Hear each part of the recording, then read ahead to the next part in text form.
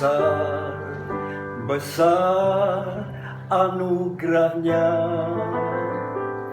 Oh besar, besar kuasanya. Tak terhitung, tak terhingga kasihnya. Oh besar, besarlah kasih Allah. Salam. Selamat berhari Minggu Bapak Ibu saudara sekalian. Hari ini kita masih dalam pemeliharaan Tuhan, dalam perlindungan Tuhan, dan masih ada dalam kasih karunia-Nya. Kita beribadah di rumah kita masing-masing. Dengan setia kita berdoa, memuji-muji kepada Tuhan, sebab Dia baik. Hari ini kita akan mendengarkan kebenaran firman Tuhan. Betapa pentingnya kita semuanya untuk mendengarkan firman Tuhan. Alkitab mengatakan manusia hidup bukan dari roti saja, tetapi dari setiap firman yang keluar dari mulut Allah. Hari ini kita akan membaca firman Tuhan yang tertulis dalam Injil Matius pasal 14 ayat 22 sampai 32. Demikianlah firman Tuhan itu. Sesudah Yesus segera memerintahkan murid-muridnya naik ke perahu dan mendahulinya ke seberang. Sementara itu ia menyuruh orang banyak pulang. Dan sesudah orang banyak pulang, Yesus naik ke atas bukit untuk berdoa seorang diri. Ketika hari sudah malam, ia sendirian di situ. Perahu murid-murid sudah beberapa mil jauhnya dari pantai dan diombang-ambingkan oleh gelombang karena angin sakal. Kira-kira jam 3 malam datanglah Yesus kepada mereka berjalan di atas air. Ketika murid-muridnya melihat ia berjalan di atas air, mereka terkejut karena takut. Tetapi segera Yesus berkata kepada mereka, "Tenanglah, aku ini, jangan takut." Lalu Petrus berseru dan menjawab dia, "Tuhan, apabila Engkau itu, suruhlah aku datang kepadamu berjalan di atas air." Kata Yesus, "Datanglah." Maka Petrus turun dari perahu dan berjalan di atas air mendapatkan Yesus. Tetapi ketika dirasanya tiupan angin, takutlah ia dan mulai tenggelam lalu berteriak, "Tuhan, tolonglah aku." Segera Yesus mengulurkan tangannya, memegang dan berkata, "Hai orang yang kurang percaya, mengapa engkau bimbang?" Lalu mereka naik ke perahu dan angin pun redalah. Ini adalah sebuah event peristiwa yang tidak dapat dijelaskan sesuai dengan hukum alam. Sulit untuk diterima oleh akal. Ini adalah mujizat, keajaiban. Keajaiban memang tidak dapat dipahami oleh akal. Tidak sesuai dengan hukum alam. Tapi hari ini kita dapat melihat ada keajaiban. Baik kita orang-orang yang percaya. Sering kita dengar, mujizat masih ada. Dan hari ini kita melihat suatu tindakan yang Allah lakukan. Tidak mungkin kita berbicara mujizat ketika kita tidak mengetahui siapa pembuat mujizat itu. Yesus adalah ajaib. Pribadinya ajaib. Perkataannya ajaib. Perbuatannya ajaib. Di tengah gelombang yang menakutkan, angin sakal artinya angin yang berlawanan, yang begitu dahsyat, yang tengah menghantam orang-orang pilihannya. Kepada mereka lah Yesus datang. Dan Yesus membawa mereka bukan saja untuk mengatasi badai yang sedang mereka hadapi, tapi menaklukkan badai. Inilah keajaiban. Sekali lagi, Yesus ajaib. Dia yang mempunyai kuasa baik di surga dan bumi. Dalam janji kepastiannya ia berkata, "Ketahuilah, aku menyertai engkau sampai kesudahan alam." Saya percaya hari ini kita masih dalam pemeliharaan Tuhan, dalam lindungan Tuhan. Sekalipun hari-hari ini sepertinya belum ada kepastian yang jelas. Tetapi hari ini ada sebuah penghiburan supaya kita tetap kuat dalam Tuhan. Saudara, melalui kebenaran firman Tuhan, apa yang harus kita lakukan?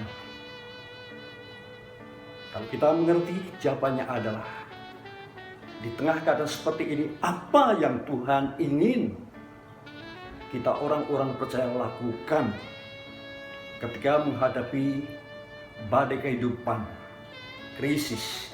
Dapatkah kita eksis dan tetap survive? Memang kita tidak mempunyai daya dan kekuatan menghadapi keganasan alam yang tidak ramah. Hanya Yesus yang sanggup.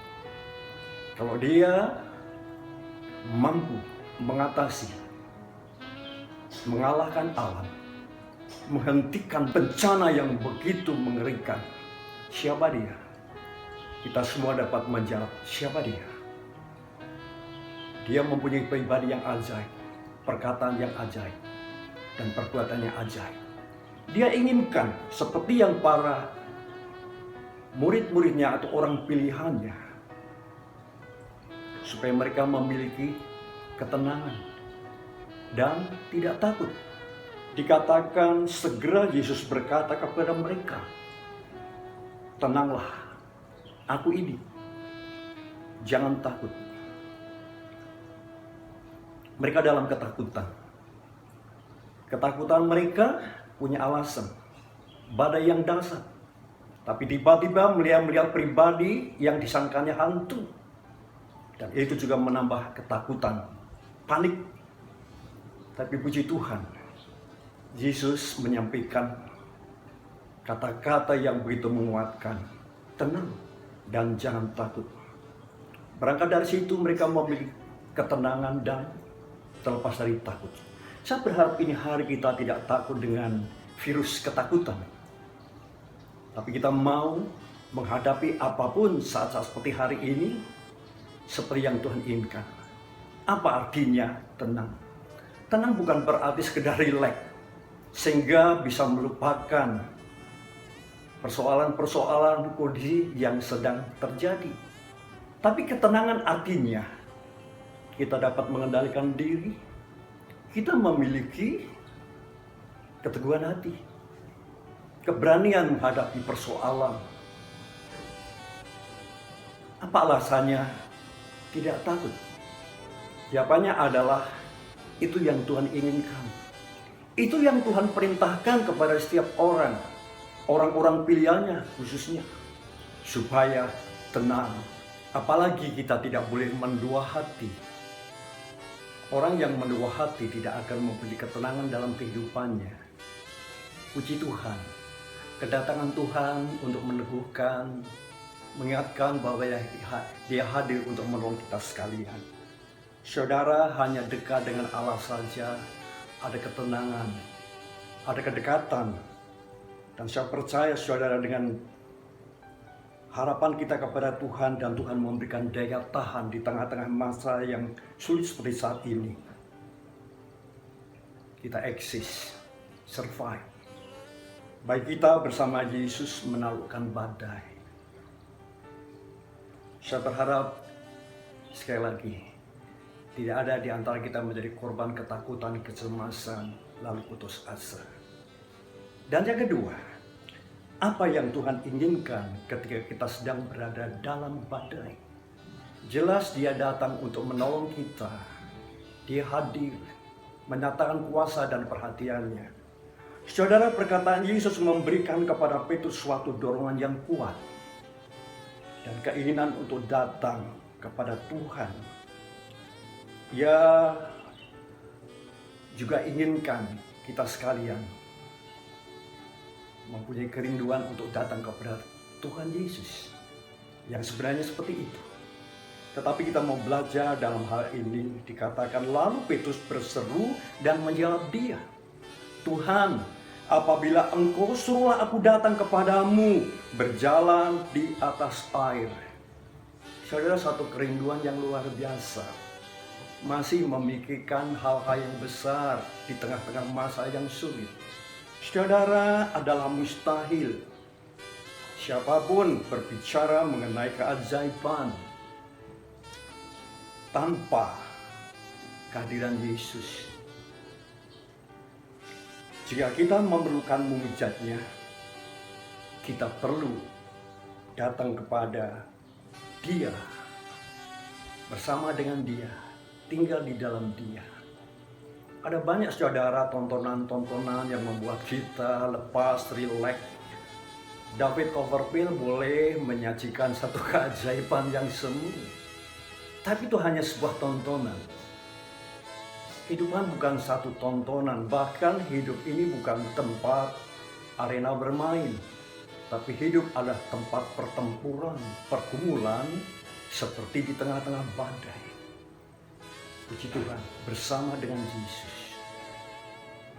Janjinya, ketahuilah, aku menyertai engkau sampai kesudahan alam.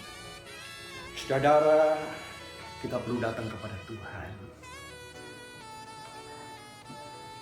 Ketika kita datang dalam kerinduan seperti saat ini kepada Tuhan, mau menikmati hadiratnya, pasti ada hal-hal yang luar biasa. Kita mengenal bagaimana kesetiaan dan kehadiran Tuhan. Barangkali sekali kita membicarakan, kita tidak ke gereja lagi. Persoalannya bukan itu. Datang ke gereja sebenarnya tidak seperti ada dalam Tuhan. Melayani aktivitas dalam gereja, apakah betul itu ada dalam Tuhan? Atau hanya merupakan kegiatan rutinitas kita? Tapi kembali hari ini, apapun yang terjadi, mari kita mau datang kepada Tuhan. Hai kamu yang lelah, yang berbeban berat, datanglah kepadaku. Itu salah satu panggilan Kristus Yesus kepada kita umatnya di sepanjang masa yang dalam kesulitan. Dengan kerendahan hati, dengan kerinduan hati yang sangat besar, kita datang kepada Dia. Hal yang ketiga atau yang terakhir, seruan doa. Masih adakah seruan doa di tengah-tengah kita?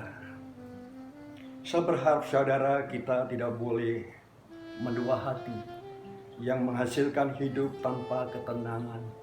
Kita tidak boleh mempunyai pemahaman yang salah, pemahaman yang semu. Tuhan itu hadir di segala waktu, di segala saat. Kehadirannya tepat pada waktunya. Tapi seringkali karena kita terlalu cemas, khawatir, dan ketakutan menguasai diri kita, sehingga kita jadi adalah paranoid, ya, bahkan merupakan penyakit kegilaan yang disebabkan oleh rasa takut yang berlebihan. Mari kita mau datang kepada Tuhan. Kita mau menghadiri dalam ibadah kita hari ini bersama-sama dengan satu kebutuhan yang sama. Tuhan, aku datang kepadamu. Saudara, Petrus baru saja memiliki keberanian yang luar biasa.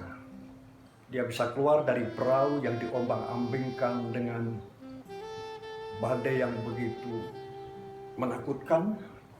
Dia berjalan, ketika keluar atau turun dari perahunya, baru saja mencicipi keajaiban yang ia minta dari Tuhannya.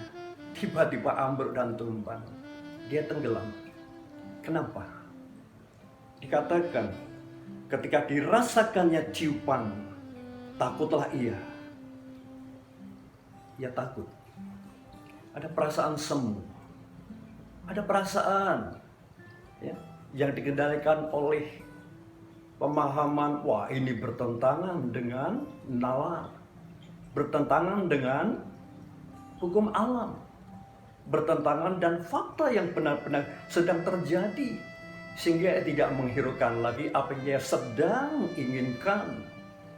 Bukankah dia berkata supaya ia bisa datang kepada Tuhan? Tetapi di saat-saat seperti itu, Petrus rapuh. Saya juga penuh dengan kerapuhan dan kelemahan dalam hidup ini. Tapi satu hal yang menarik adalah, dalam kondisi seperti itu, Petrus berteriak, berseru sebagai doanya. Man sempat berdoa di tengah-tengah situasi seperti itu. Tapi mari kita lihat, doanya sangat singkat, tapi keluar dari iman dan hatinya yang paling dalam. Tuhan, tolonglah aku. Saudara, tidak ada hal yang terlambat, sekalipun kita dalam kelemahan, kekurangan. Barangkali kita kurang sungguh-sungguh, sehingga kita hanya menggunakan perasaan, pengertian kita sendiri, dan akhirnya tidak membawa kebaikan. Tapi lagi-lagi puji Tuhan, bahwa Tuhan menolong atau menyelamatkan kepada orang pilihannya, seperti Petrus, seperti saudara, seperti kita semuanya, yang hari ini bersama-sama beribadah di rumah kita masing-masing. Sekali lagi biarlah belajar dari pengalaman ini. Dengan kerendahan hati, mari kita berseru berdoa kepada Tuhan. Bapak, Ibu, saudara yang saya kasihi, mengapa berdoa? Doa adalah mengakui kelemahan yang ada pada diri kita sebagai manusia. Doa juga mengakui kedaulatan Tuhan. Kita bersyukur hari ini kita masih boleh beribadah bersama-sama. Mari kita berdoa. Sebab doa memegang peranan penting dalam kehidupan gereja, memegang penting di dalam kehidupan kita sebagai umat pilihan Allah. Ketika kita berdoa dengan sungguh-sungguh,